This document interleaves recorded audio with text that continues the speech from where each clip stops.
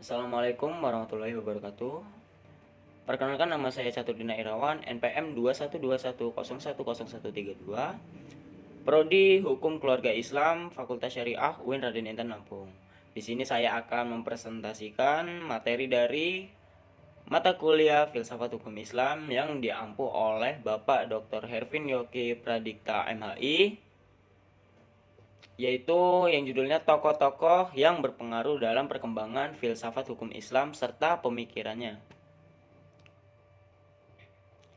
Termasuk yang pertama yaitu tokoh-tokoh yang berpengaruh dalam perkembangan filsafat hukum Islam. Yang pertama yaitu ada Al-Farabi. Al-Farabi adalah seseorang ilmuwan dan filsuf muslim yang berasal dari Farab, Turkistan. Dalam beberapa sumber, ia bernama lengkap Abu Nasr Muhammad bin Uzalak bin Tarkan Al-Farabi, namun lebih dikenal dengan singkat Abu Nasr Al-Farabi atau hanya Al-Farabi, di mana dari nama inilah dia dikenal sebagai Al-Farabius di dunia Latin, yaitu di dunia barat. Yang kedua yaitu ada Ibnu Sina. Filosofis lain yang terkenal dalam Ibnu Sina, selain sebagai seorang filosofis, ia dikenal sebagai seorang doktor yang penyair.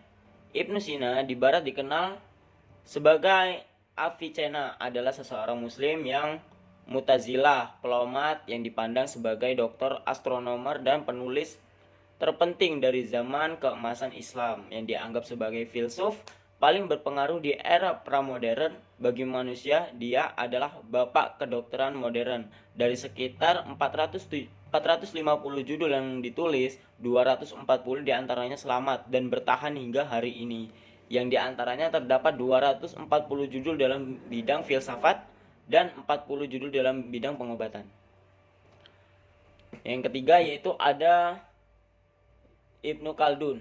Ibnu Khaldun nama lengkap Abu Zaid Abdurrahman bin Muhammad bin Khaldun Al-Hadrami, adalah seorang sejarawan muslim dari Tunisia yang sering disebut sebagai bapak pendiri ilmu historiografi, sosiologi, dan ekonomi. Karyanya dikenal adalah Mukadimah, yaitu pendahuluan atau pengantar. Lelaki yang lahir di Tunisia pada 1 Ramadan 732 Hijriah, 27 Mei 1332 Masehi. Ini dikenal sebagai sejarawan dan bapak sosiologi Islam yang dihafal Al-Quran sejak usia dini. Sebagai ahli politik Islam, ia pun dikenal sebagai bapak ekonomi Islam. Nah, kita lanjut ke pemikiran mereka terhadap pengembangan filsafat hukum Islam. Yang pertama, Ibnu Sina. Di antaranya pemikiran Ibnu Sina yang terpenting adalah filsafat inamasi atau al-faidah.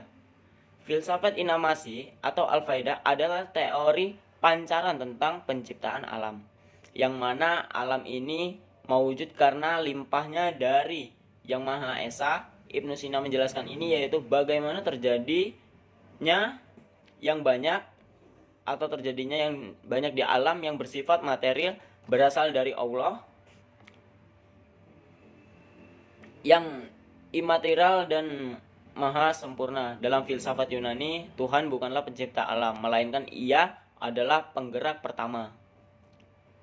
Yang kedua yaitu filsafat jiwa atau al-nas. Pemikiran Ibnu Sina yang terpenting adalah filsafat tentang jiwa. Kata jiwa dalam Al-Quran dan Al-Hadis diistilahnya dengan al-nas atau al-ruh, sebagaimana termaktub dalam surat Syad ayat 71 sampai 72, Al-Isra ayat 58 dan Al-Fajr ayat 30 sampai ayat 27 sampai 30.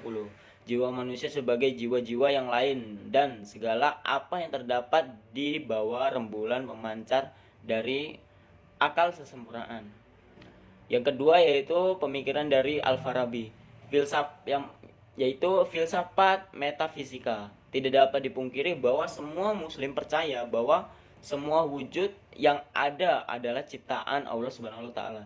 Tetapi bila dikejar pada pertanyaan paling mendasar tentang dari mana dan bagaimana proses Tuhan yang Maha Esa Tunggal itu menciptakan jagat raya, menjadi beragam hal ikhwat penciptaan secara detail tidak pernah dikupas secara elaboratif oleh Al-Quran maupun hadis. Yang kedua yaitu ada hubungan akal, wahyu, dan konsep kenabian. Akal dalam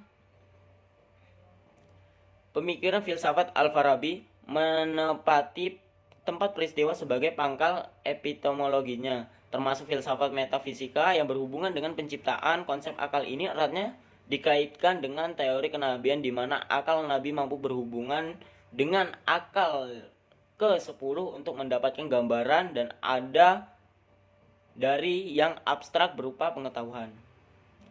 Lanjut yaitu pemikiran dari Ibnu Khaldun. Dalam ranah metafisika, Ibnu Khaldun memakai teori yaitu teori tarikal kudut dan tarikal imka. Kedua teori ini dipakai di kalangan ahli dalam untuk membuktikan adanya Allah Subhanahu wa taala.